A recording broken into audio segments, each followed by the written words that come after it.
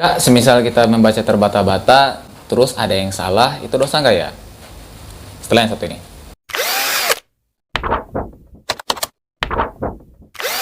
Hai semua, kembali lagi di Jejak Safar, dan di video kali ini aku bakalan share lagi tentang tutorial atau tips bagaimana caranya agar lancar membaca Al-Quran. Sekaligus juga aku share tentang bagaimana cara cepat atau mudah dalam menghafal Al-Quran. Kali ini aku lagi jarang ya ngupload video karena memang lagi pengurusan buat naik ujian sarjana. Doakan ya, semoga Allah lancarkan.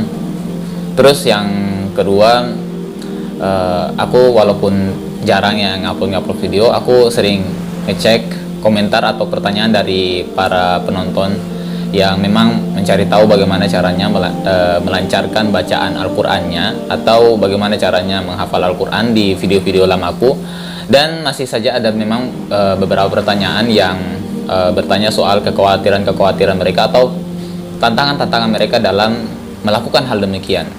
Nah, salah satunya itu ada yang tanya gitu kan, Kak, gimana sih kalau misalnya orang yang terbata-bata itu kalau misalnya salah dalam membaca Al-Quran itu dosa nggak ya? Jawaban aku pribadi setelah aku mengikuti kajian-kajian, aku nggak jawab sesuai dengan apa yang aku pikirkan ya, tapi memang lewat banyak kajian yang aku lihat dari para asatiz, jawabannya insya Allah enggak dosa. Kenapa?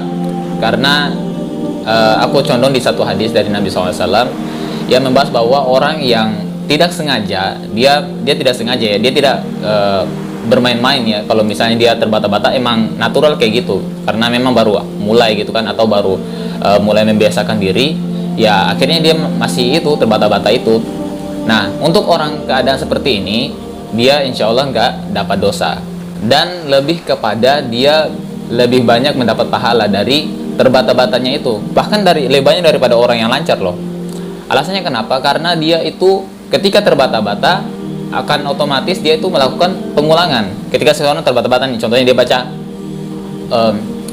dzalikal kitabul la raiba fiih, terus diperbaiki sama orang, atau memang dia sadar bahwa itu ada yang salah gitu kan, terus dia ulang lagi dzalikal kitabul la raiba fiih, kayak gitu. Nah, di sini akan terjadi pengulangan, akan terjadi perbaikan, sehingga dengan begitu dia akan mendapat lebih banyak pahala. Kita tahu kan sendiri bahwa satu huruf itu pahalanya berlipat ganda gitu kan. Apalagi kalau misalnya orangnya itu dia bacanya satu ayat terus diulang-ulang gitu kan, yang isinya banyak huruf itu, maka otomatis dia akan mendapatkan pahala insya Allah dari pengulangan bacaan dia itu ya. Jadi terbata-bata itu pada awalnya bagi seseorang itu natural, itu hal yang biasa. Jangan sampai Anda merasa underestimate atau merasa kecewa dengan diri Anda sendiri kemudian berhenti melakukannya. Enggak, itu memang proses awal seperti itu. Nah, apa yang perlu Anda lakukan bukan menerima saja seperti itu, bukan menganggap bahwa oke, saya memang kayak gini aja gitu, terbata-bata. Enggak, tapi justru awal seperti itu adalah langkah pertama Anda untuk bagaimana caranya untuk semakin berusaha untuk melancarkan bacaan Al-Quran Anda gitu.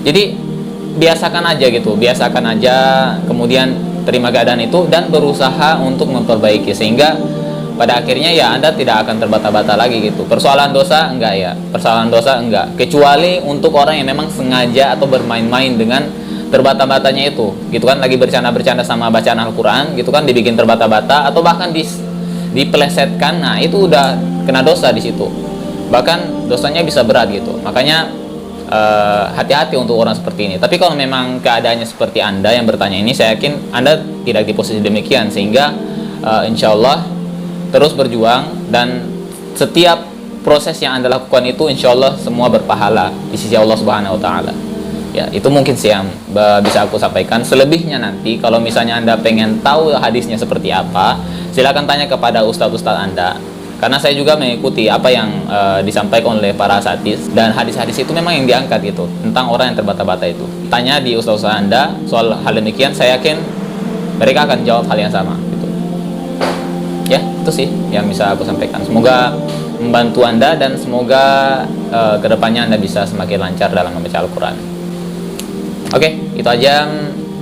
Sampai jumpa di video berikutnya. Barakallahu fikum.